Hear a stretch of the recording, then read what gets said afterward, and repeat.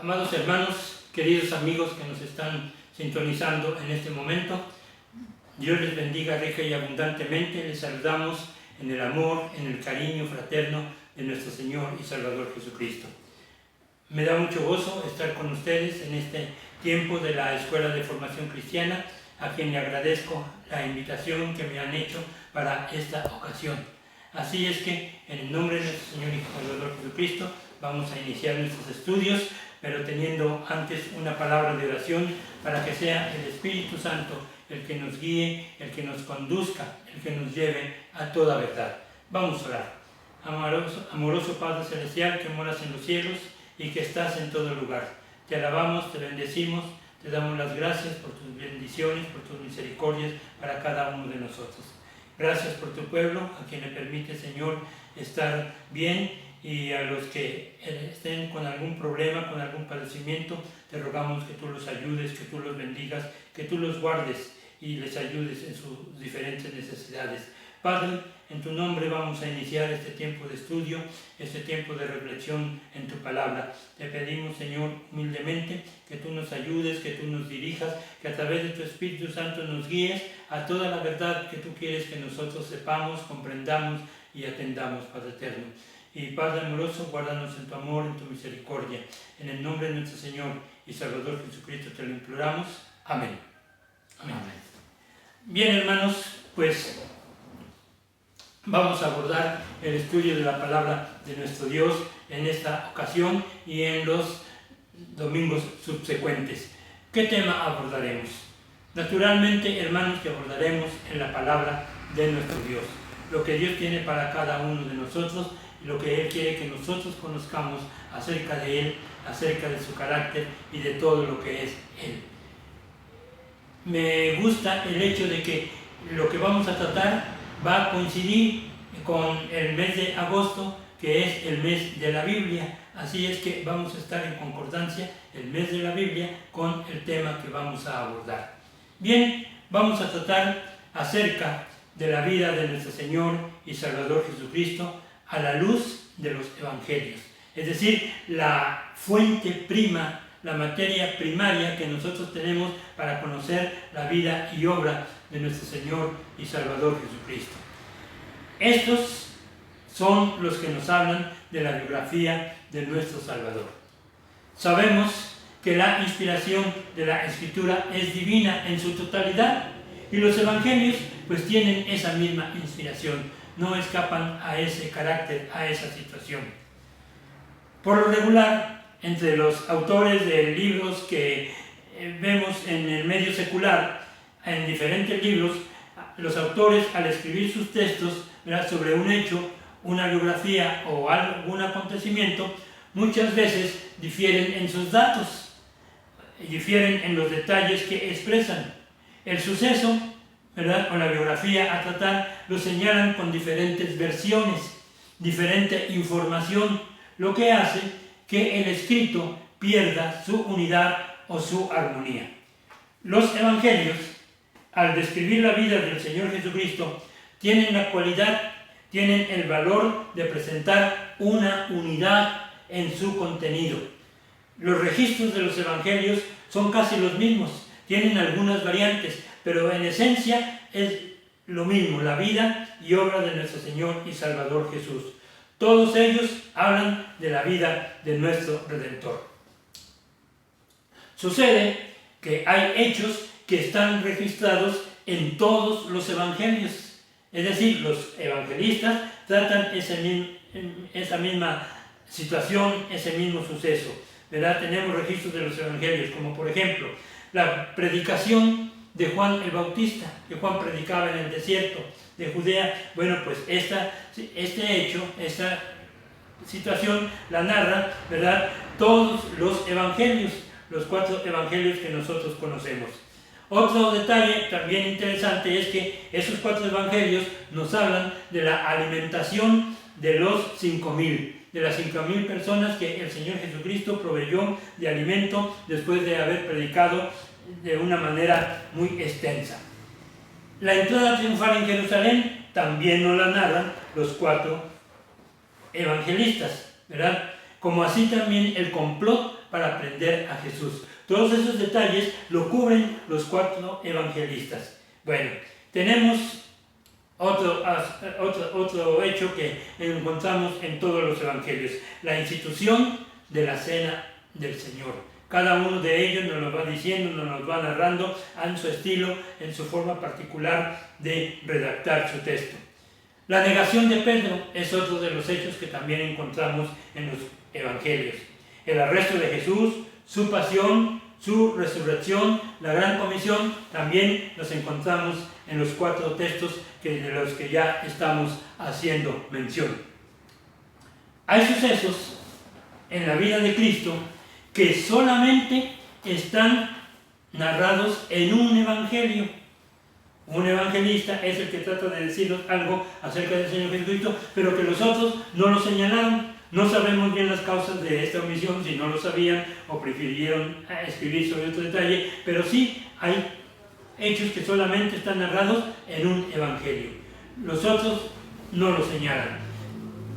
¿Qué podemos señalar como ejemplo de esto? Podemos decir el anuncio del nacimiento de Juan el Bautista. Este es un acontecimiento que nos lo narra nada más el doctor Lucas, allá en su evangelio, ¿verdad? El anuncio del nacimiento de Jesús también está en un solo evangelio. El hecho de la visita de María a su prima Elizabeth también lo encontramos en un solo evangelio. El nacimiento de Juan el Bautista también está escrito en un solo evangelio. Los ángeles, el anuncio de los ángeles a los pastores y la visita que hacen al Señor Jesucristo, bueno, está en un solo evangelio. Cuando el Señor Jesús es presentado en el templo, también es narrado por un solo evangelista. El niño Jesús en el templo, ¿verdad? También nos lo señala un texto, un libro. Un evangelio nos habla acerca de las mujeres que servían a Jesús.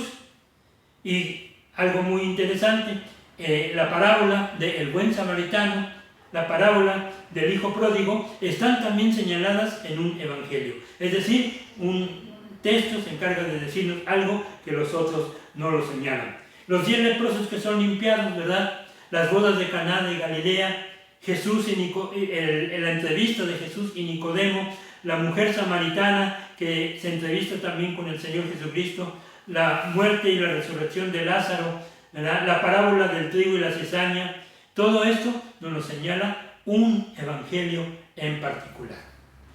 Hay hechos de nuestro Señor que están señalados en 2 o 3 evangelios. ¿Qué pasa con esto? ¿Qué nos da a entender con esto? ¿Qué encontramos? Esto nos demuestra que los evangelios mantienen una unidad. La Biblia en su totalidad es una unidad y no podía escapar a esa característica los evangelios, son una unidad. Podemos decir entonces que los evangelios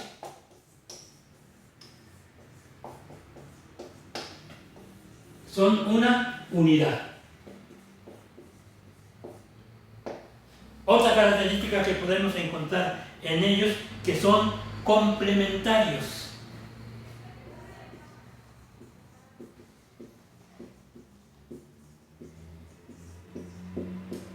Lo que un evangelista omite y lo señala al otro ayuda a entender todo lo referente a la vida, la obra, la acción de nuestro Señor Jesucristo. Y hay otra característica aún todavía más, que estos escritos tienen armonía. Son armónicos, armonía. Bien, entonces, su unidad, los evangelios, su unidad, su complementariedad y su armonía los caracteriza a estos escritos. Bueno, por lo que nuestro estudio tendrá como título, ahora sí vamos a escribir el título de nuestro estudio que vamos a desarrollar en estos domingos, la armonía de los evangelios. La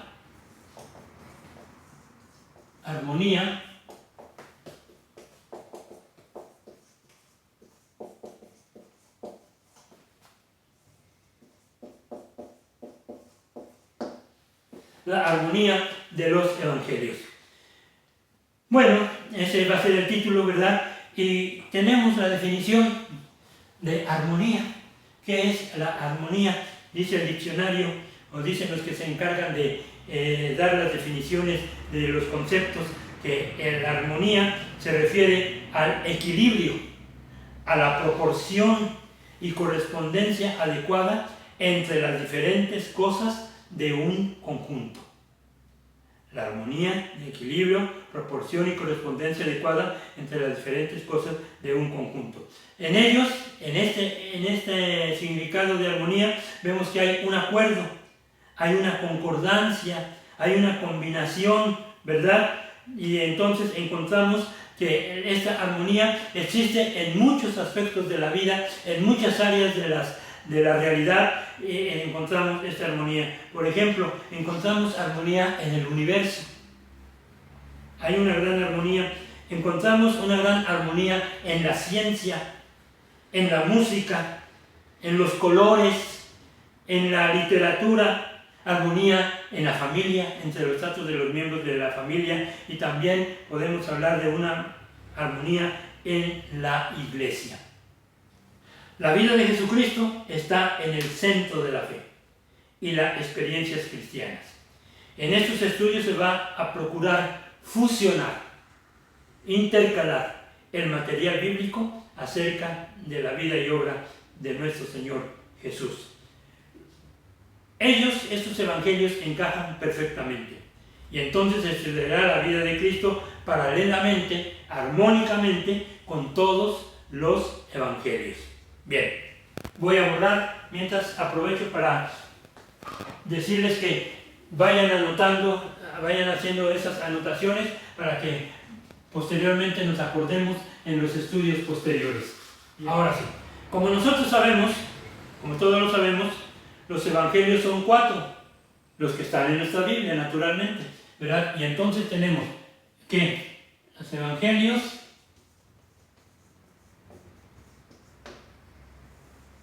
según San Mateo, según San Marcos, según San Lucas y según San Juan. Aquí tenemos los evangelios, eso ya lo sabemos perfectamente muy bien. Pero bueno, a estos 3 primeros, Mateo, Marcos y Lucas, se les ha dado un nombre muy especial, con lo cual denominar a los 3. Con esta palabra se hace mención a los 3 primeros evangelios, Mateo, Marcos y Lucas. Y entonces a ellos se les llaman los evangelios sinópticos. Los evangelios sinópticos. Y tenemos el evangelio según San Juan, al cual se le conoce como el evangelio teológico.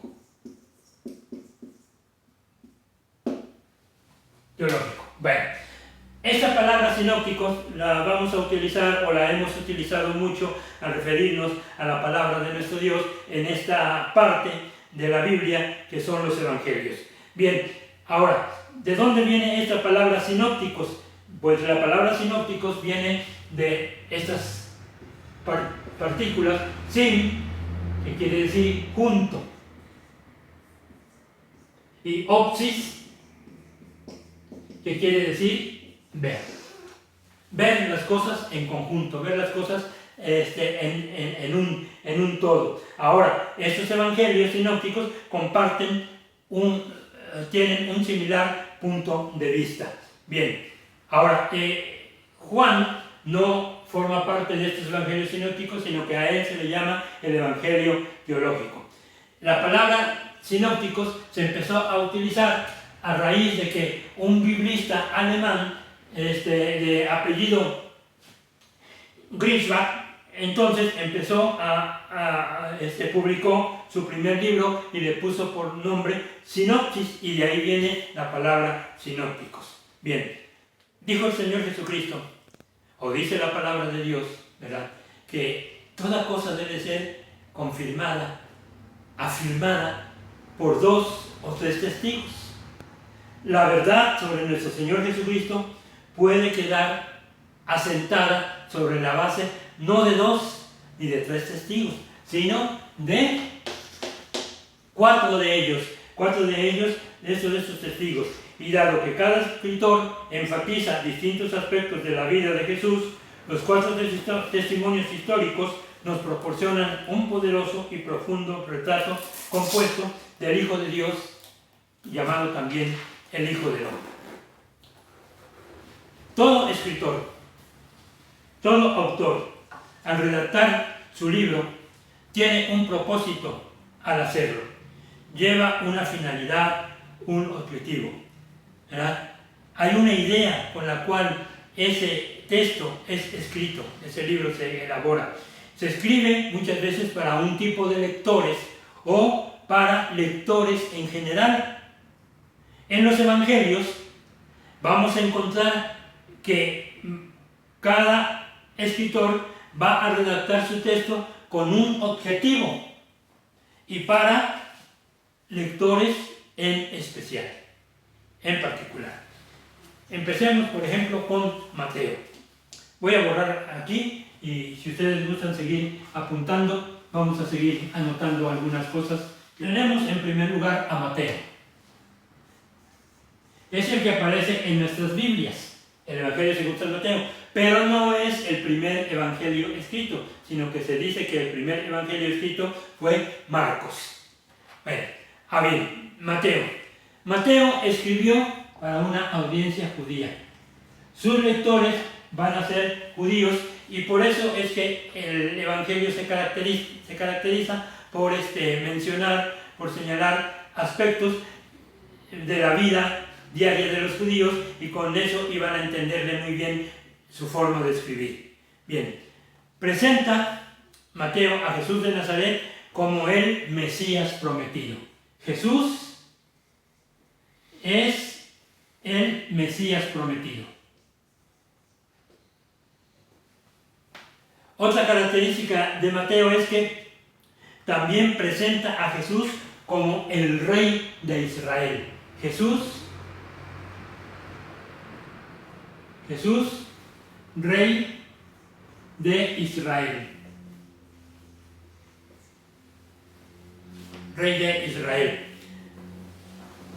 Nos proporciona una genealogía de nuestro Señor Jesucristo.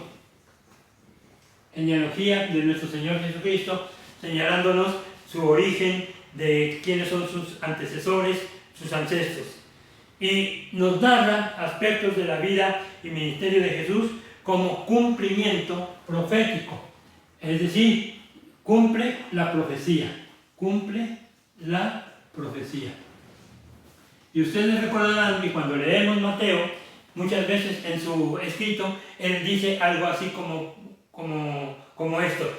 Y esto sucedió, o esto aconteció, para que se cumpliese lo dicho por el profeta cuando dijo, y menciona la parte profética.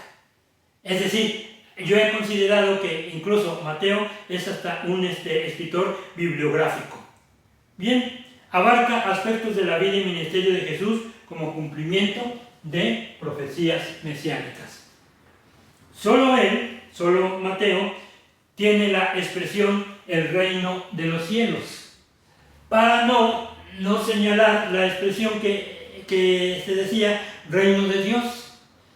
Los judíos procuraban no mencionar o no tenían por costumbre mencionar el nombre de Dios porque pensaban que podían caer en una falta de reverencia hacia el Señor. Entonces utilizaban otro tipo de palabras de acuerdo al carácter divino. Y entonces Mateo tiene como expresión, la utiliza para referirse al Señor, a Dios, el reino de los cielos. Bien, escribió para fortalecer la fe de los cristianos judíos y para proveerlos de una herramienta apologética útil para la evangelización de los judíos. Muy bien, esto es conforme a Mateo. Ahora tenemos por otra parte a Marcos.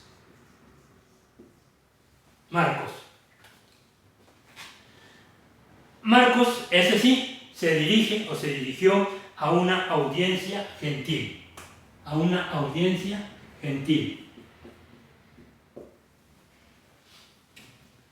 Marcos se caracteriza por ser el Evangelio de la acción. Su escrito es acción. El Evangelio de la acción. A su narración le da cierto movimiento, cierto dinamismo, ¿verdad?, que caracterizan a este escritor. Bien, Jesús aparece en este Evangelio como el siervo sufriente. Jesús es el siervo sufriente. Vamos a subrayar esto, siervo sufriente. Como Mateo, ¿verdad?, aparece como Jesús, Rey de Israel. Vean cómo van complementando la información cada uno de estos escritos. Bueno, ahora bien, el dinamismo narrativo apelaría al estilo gentil, ya que se caracteriza por la acción y el sentido práctico. Por lo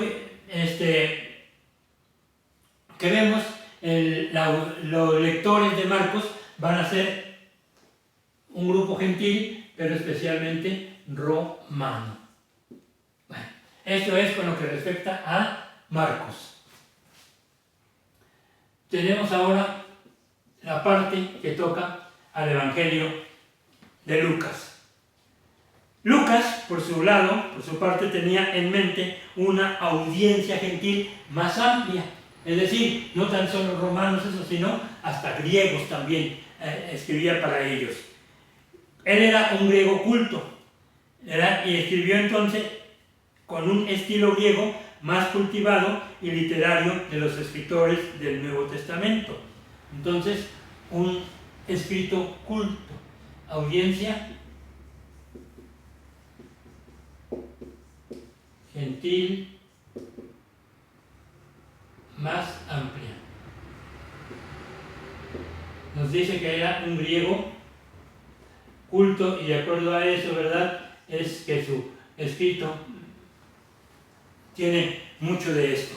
Bien, hay algo interesante en este evangelista. Fue un investigador diligente. Fue un investigador diligente y un historiador cuidadoso. Buscó las fuentes de mejor información, buscó las fuentes más seguras, buscó las fuentes más exactas, y la prueba de ello nos da en su Evangelio, allá en el capítulo 1, Evangelio de Lucas, capítulo 1, en el versículo 3, donde dice de la siguiente manera, está hablando el doctor Lucas, dice: me ha parecido también a mí, después de haber investigado con diligencia todas las cosas desde su origen, escribírtelas por orden, oh excelentísimo Teófilo. O sea, era un escritor bien educado, organizado, ¿verdad?, que su escrito lo hace con un buen orden, un gran orden. Bien, continuemos entonces.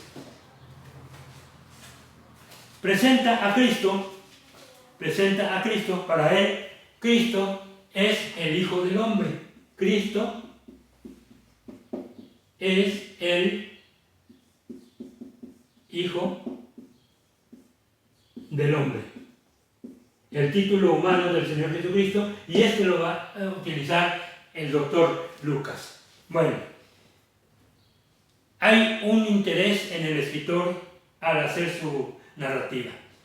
Es que la respuesta a las necesidades y esperanzas de la raza humana, ¿verdad?, está en Cristo. Cristo es la respuesta y es la esperanza. Cristo, respuesta y esperanza para el hombre. Y estamos hablando con la palabra hombre en términos generales, abarcando sexo masculino, sexo femenino. Muy bien, Cristo, respuesta y esperanza para el hombre. También hace énfasis en la misión a la cual vino el Señor Jesucristo. Cristo vino a buscar y a salvar lo que se había perdido. Eso lo encontramos en Lucas capítulo 19, versículo 10.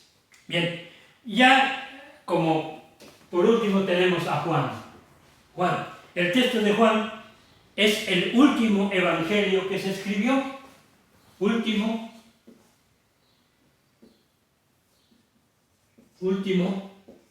evangelio escrito. Último evangelio escrito. Y bueno, hace hincapié en la deidad de Jesucristo. Deidad de Jesucristo. Y ahí nos va a decir algo muy interesante, ¿verdad? Nos va a hablar del evangelio del Hijo de Dios. Jesucristo, Hijo de Dios.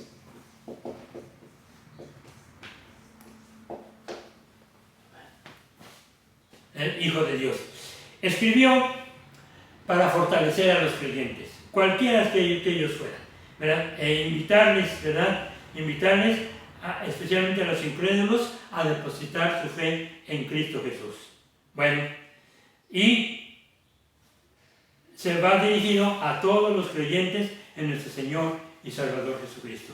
Y al hablar del propósito del Evangelio, ¿verdad? De por qué razón se han escrito estas cosas, allá en su Evangelio, capítulo 20, versículos 30 y 31, San Juan 20, versículos 30 y 31 dice, así, hizo además Jesús, está hablando Juan, el escritor, hizo además Jesús muchas otras señales en presencia de sus discípulos, las cuales no están escritas en este libro, pero estas, las que tenemos en la palabra del Señor, en nuestra escritura, estas se han escrito para que creáis que Jesús es el Cristo, el Hijo de Dios, y para que creyendo tengáis vida en su nombre. Bien, ese es el propósito. Y aquí tenemos una vista panorámica, ¿verdad?, de las intenciones, de cómo abordan sus evangelios cada uno de los escritores. Mateo, Marcos, Lucas y Juan. Yo espero que estén haciendo sus anotaciones. Si hubiera alguna duda, pues háblenme y con mucho gusto platicamos sobre esto. Bueno, 3 escritores: Mateo, Marcos y Juan, como todos nosotros sabemos, son escritores judíos. Lucas no es judío, él es griego. Él es griego. Lo que hace también interesante esto, porque al unir los escritos, ¿verdad?, y armonizarlos, vamos a encontrar lo que decíamos al principio, la unidad de la palabra de nuestro Dios. Los 4 evangelios nos ofrecen un retrato completo del Dios hecho hombre, Jesús de Nazaret. Los 4 están en perfecta armonía. El Espíritu Santo, como maestro, como guía, guió a los escritores, a estos 4 escritores, a toda verdad. Cada uno es un registro sin error. Estos 4 registros separados se pueden armonizar, se pueden unir y, como ya lo hemos dicho, nos dan una visión completa de la vida, obra de nuestro Señor y Salvador Jesucristo. Hay gente que encuentra discrepancias en ellos. Discrepancias que podemos llamarlas insignificantes, porque no son de gran valor, no son definitivas en el contenido del mensaje, ¿verdad? Es que algunos quieren ver estas discrepancias como contradicciones, pero no son contradicciones. La contradicción existe en la mente del no creyente, ¿verdad?, no en los textos en sí.